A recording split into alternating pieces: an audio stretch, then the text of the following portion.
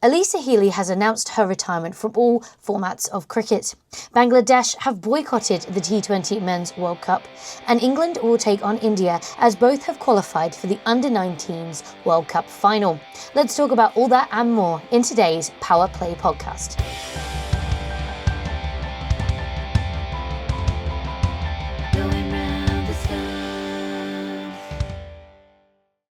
Been a little bit of a moment since we last did one of these, so just to catch you up on how the format works, this is a short fire, quick kind of news blast type podcast where I kind of bring you up to date with anything and everything that's been going on around the world from the world of cricket. Let's start with Alyssa Healy, who has announced her retirement from cricket. She will take part in her final series against India as the two nations come together in a multi-format series starting mid-February and running into March. It does mean that Healy will miss out on the Women's T20 World Cup, which takes place in the summer this year here in England. Sophie Molyneux has now been announced as Healy's replacement across all formats, so you'll start to see her take the helm from Healy through that India series. Healy will not take part in the T20 portion of the India series to give Molyneux a chance to take the reins, to get the team used to playing without her ahead of that World Cup that, as I said, comes in the summer. So her last game of cricket will be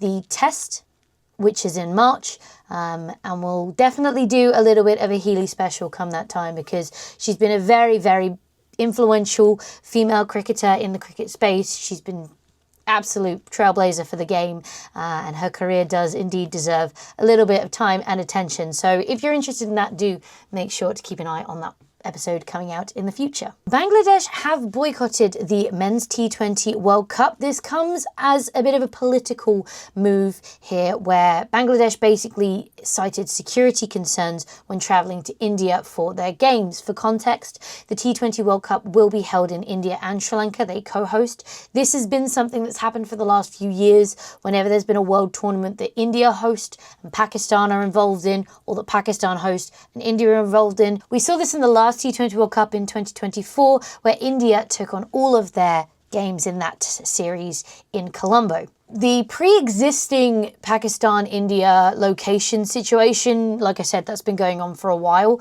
I'm unsure of the ins and outs of the timing of when Bangladesh did indeed put this forwards, although their boycotting of the World Cup or threatening to boycott the World Cup only really came out in the last few weeks, obviously just a month or so before the beginning of the series when all of the fixtures had been decided. Basically what Bangladesh asked the ICC for was similar to India, or there go Pakistan in this series, for none of their matches to take place in India. They cited security concerns and safety reasons as to why they wouldn't do that. The ICC responded by saying that their claims were unfounded, or that there wasn't enough evidence or reasoning for the ICC to indeed make those schedule changes and move those matches. Therefore, Bangladesh's government have decided to boycott the tournament and will not take part. This does mean Scotland get promoted in, and they will take that final spot where Bangladesh would have been, joining England's group for the opening group stages of the T20 World Cup. This spiraled a bit of a debate, especially from Pakistan, who came out and felt it was unfair. The ICC were one-sided because they had given India such circumstances where they could take part in a T20 World Cup and not have to go to a location they didn't want to, and didn't seem to be respecting the same honour for Bangladesh. There is some truth in that claim. Like I said, the ins and outs of timing, once the schedules have already been announced, once the groups have already been done, that to me is the debate point. But in terms of fairness, and should something be gifted to every team if it's given to one, otherwise does it look like a bit of an advantage? India obviously had an advantage in the 24 T20 World Cup, which they went on to win because they played all their matches in the same venue. So they were very used to the wicket, very used to how it played, very used to how the weather would impact, kind of could set their team and be like, this is the team that plays because we know how it will spin, we know if the seam will work, and all the rest of it. So there's a lot of grey area here in which I don't know enough, so I won't pass comment. There's also a big political stance here in which I certainly don't know enough and don't want to really bring to this area. It's not, politics is not something I cover here unless it it has an impact on the game.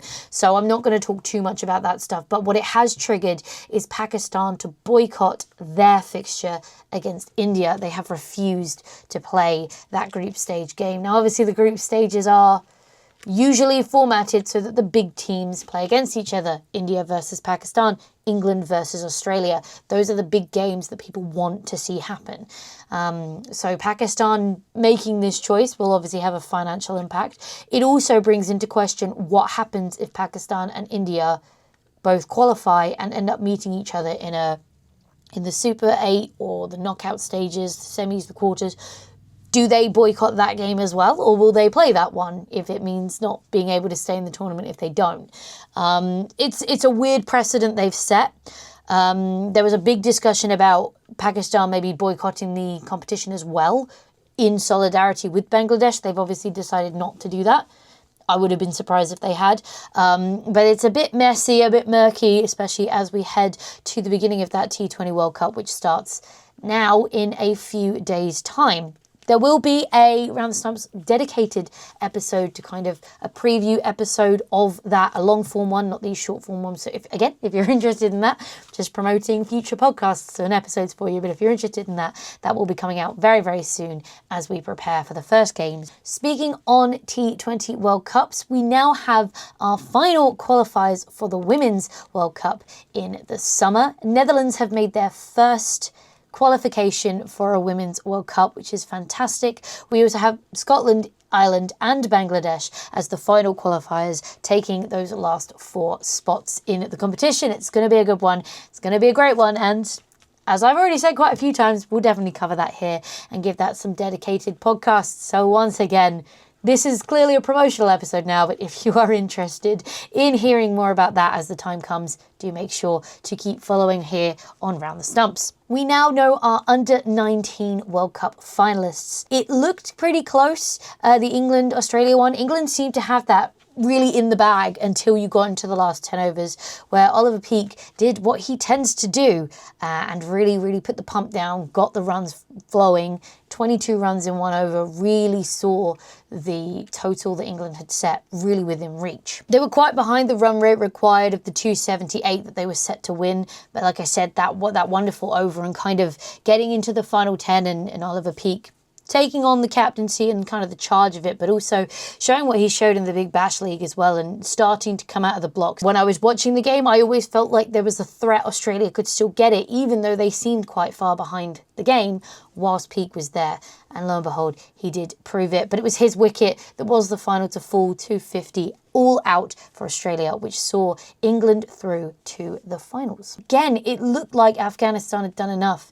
It was really strong with the bat, a bit of a slow innings, but to put on a total over 300, 311 in the end, it looked like a very, very defendable total. The one thing they needed to do, knowing the prowess of India's openers and the ability of the shining star that has really come out into the world in the last few years, Vaibhav Souravanshi, was make sure that they took wickets early, restricted the runs if they couldn't take the wickets early. And unfortunately for them, they shelled 3 catches in the first 10. Souravanshi went on to put a great 68 on, which was not the explosive 100 he was probably looking for, but it was enough of a very strong start foundation to put his team ahead of the run rate required, bring the run rate required down to less than a run a ball that Afghanistan had got it to in their innings, and really kind of took the pressure off the rest of the team to be able to play a smart game, but a strong game. Afghanistan's fielding in the end just wasn't enough to be able to stop and restrict India in their mission to get to the final. India is one of the most successful nations in the Under-19s World Cup, so let us see what will happen when that final plays. But that is all for today's Power Play podcast update. We will have our final Ashes review coming out very shortly, and then, as I said, that World Cup preview as well for the T20 Men's World Cup. We will also have another Power Play podcast, probably next week now, where we give you another update. There's a few things that we'll be updating. We'll probably talk a little bit about the Under-19s World Cup again, because we'll be able to talk about who has won that and maybe some stars of the future, which is obviously the little catchphrase of the competition. But that's all for today. Thank you so much. I hope this has been a great little update, and I will speak with you very, very soon. Catch you in the next one.